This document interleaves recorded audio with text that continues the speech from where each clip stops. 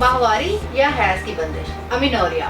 क्या आपको माहवारी रेगुलर नहीं आ रही या क्या आप हैज की बंदिश का शिकार हैं तो परेशान ना हो। पीरियड्स प्रॉब्लम से निजात के लिए वीडियो को आखिर तक लाजमी देखें। अस्सलाम वालेकुम नाज़रीन, उम्मीद करती हूँ आप सब खैरियत से होंगे। आज मैं एक बहुत ही कॉमन मसले पर बात करूंगी और बहुत सी खवातीन इस मसले के बारे में फिक्रमंद रहती हैं और इसका इलाज भी करवाना चाहती हैं।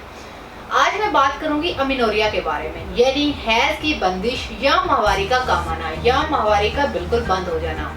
प्रोग्राम से पहले मैं तमाम खवातीन को खास तौर पर कहूंगी कि अगर आप किसी भी ऐसे मसले का शिकार हैं तो इसका फौरन इलाज करवाएं, क्योंकि खवातीन के रिप्रोडक्टिव सिस्टम में अहम मसले की वजह से वो औलाद की नेमत से महरूम हो सकती हैं। यानी ऐसी खवातीन जो अपने मसले का इलाज नहीं करवाती वो बांझ भी हो सकती हैं। अपने किसी भी मसले से मुतल्लिक मालूमात के लिए स्क्रीन पर दिए गए नंबर्स पर राब्ता कर सकती हैं। तो सबसे पहले ये जानना जरूरी है कि अमीनोरिया कहते किसको है। अमीनोरिया एब्सेंस ऑफ मेंसेस है, यानी फीमेल में मेंस्ट्रुअल का साइकिल अगर रुक जाए या स्टॉप हो जाए या बहुत ज्यादा डिले हो जाए, यानी पीरियड्स 2 माह या 4 माह इवन 6 माह तक मुसलसल ना हो तो इसे अमीनोरिया कहते हैं। यानी हैज का ना होना अमीनोरिया कहलाता है। अमीनोरिया दो तरह का हो सकता है, प्राइमरी अमीनोरिया और सेकेंडरी अमीनोरिया। प्राइमरी अमीनोरिया वो यंग गर्ल जिनको पुबर्टी की उम्र में जिनका पहला मेंस्ट्रुअल साइकिल हो, यानी 12 या 14 साल की उम्र में पहली दफ़ा मेंसेस शुरू होने होते हैं। लेकिन अगर लड़कियों के मेंसेस बहुत ज़्यादा डिले हो जाएं तो इसको प्राइमरी अमीनोरिया कहते हैं। इसके बाद है सेकेंडरी अमीनोरिया। नाज़रीन, सेकेंडरी अमीनोरिया में दो रीजंस हो सकती हैं, फिजियोलॉजिकल और पैथोलॉजिकल। फिजियोलॉजिकल अमीनोरिया वो खवातीन जो प्रेग्नेंट होती हैं और प्रेगनेंसी के दौरान इनके पीरियड्स रुक जाते हैं, इसको फिजियोलॉजिकल अमीनोरिया कहते हैं। और सेकंड जो है वो पैथोलॉजिकल है।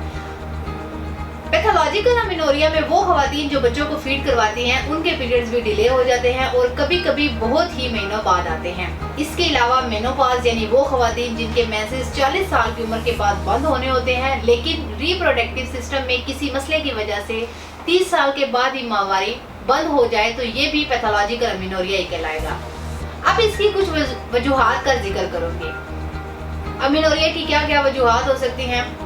वो खवातीन जिनको पीसीओएस का मसला हो, यानी ओवरीज या यूट्रस में सिस्ट मौजूद हो, ऐसी खवातीन में माहवारी कम होती है। इसके अलावा थायराइड का डिजास्टर यानी थायराइडोथेरोनाइन यानी T3 और T4 थायरॉक्साइन हार्मोन्स कम मिकदार में रिलीज हो तो भी औरत को पीरियड्स खुलकर नहीं आते। इसी तरह अगर FSH या LH हार्मोन्स भी कम मिकदार में रिलीज हो तो औरत की माहवारी बंद हो जाती है। या वो लड़कियां जिन्हें माहवारी हुई ही नहीं, इन हार्मोन्स की डेफिशिएंसी की वजह से इन्हें माहवारी शुरू ही नहीं होती। रहम में सोजिश या रहम में किसी तरह का इन्फेक्शन होने की वजह से माहवारी में प्रॉब्लम्स आ जाती हैं।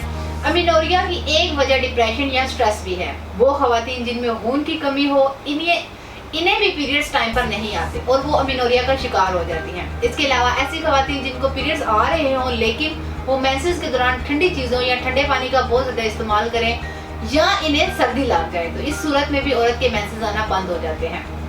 और वो खवातीन जिनको ओव्यूलेशन प्रॉपर नहीं होती जिसकी वजह से प्रोजेस्टेरोन नहीं बनता और औरत की माहवारी रुक जाती है।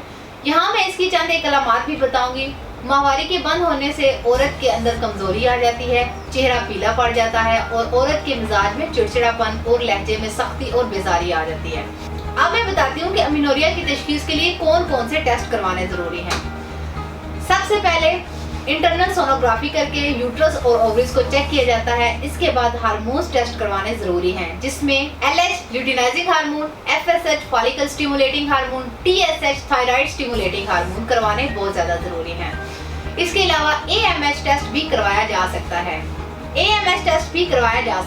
इन तमाम टेस्ट के बाद जिस जगह पर मसला आ रहा हो उसका इलाज किया जाता है, क्योंकि अमीनोरिया खुद एक बीमारी नहीं है बल्कि ये औरत के रिप्रोडक्टिव सिस्टम में किसी जगह पर खराबी की वजह से पैदा होती है। अगर इस खराबी को खत्म कर दिया जाए तो औरत के पीरियड्स को रेगुलर किया जा सकता है। नाज़रीन, अब इसके हर्बल तरीका इलाज के बारे में बताती हूँ। इन तमाम अलामात और वजूहात को मद्देनजर रखते हुए तासीर दवाखाना एंड तासीर herbal pharma private limited registered के शोबा रिसर्च में क्वालिफाइड और तजर्बाकार हुक्माने हकीमों डॉक्टर तारिक महमूद तासीर की ज़ेर सरपरस्ती मुख्तलिफ किस्म की कीमती जड़ी बूटियों पर तहकीक के बाद अमीनोरिया की तमाम वजूहात को मद्देनजर रखते हुए कामयाब और बेहतरीन नताइज का हामिल हर्बल इलाज मुतारिफ करवाया। इस इलाज से वो खवातीन जिनको हैज की बंदिश हार्मोन्स में कमी पेशी की वजह से है, ये तमाम हर्बल अद्वियात हार्मोन्स को मुतवाजन करती हैं जिससे माहवारी रेगुलर आती है।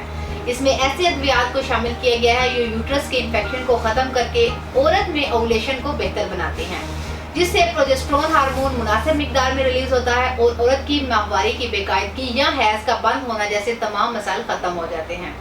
ये इलाज LH, FSH हार्मोन्स को नॉर्मल रखता है। इस मुकम्मल इलाज के बाद औरत को माहवारी रेगुलर आती है और वो कंसीव भी जल्दी कर सकती है, क्योंकि प्रेगनेंसी में सबसे बड़ी रुकावट हैज की बंदिश होती है। जिस औरत को मैसेज रेगुलर आ रहे हों और प्रॉपर फ्लो के साथ आए, वो औरत सेहतमंद होती है और ऐसी औरत जल्दी हामला होती है। अगर आप में से भी किसी को अमेनोरिया का मसला है तो फौरन इसका इलाज करवाएं। अब इसके बाद कुछ एहतियाती तदाबीर का जिक्र करूंगी। माहवारी के दौरान ठंडे पानी और ठंडी चीजों का इस्तेमाल हरगिज़ ना करें।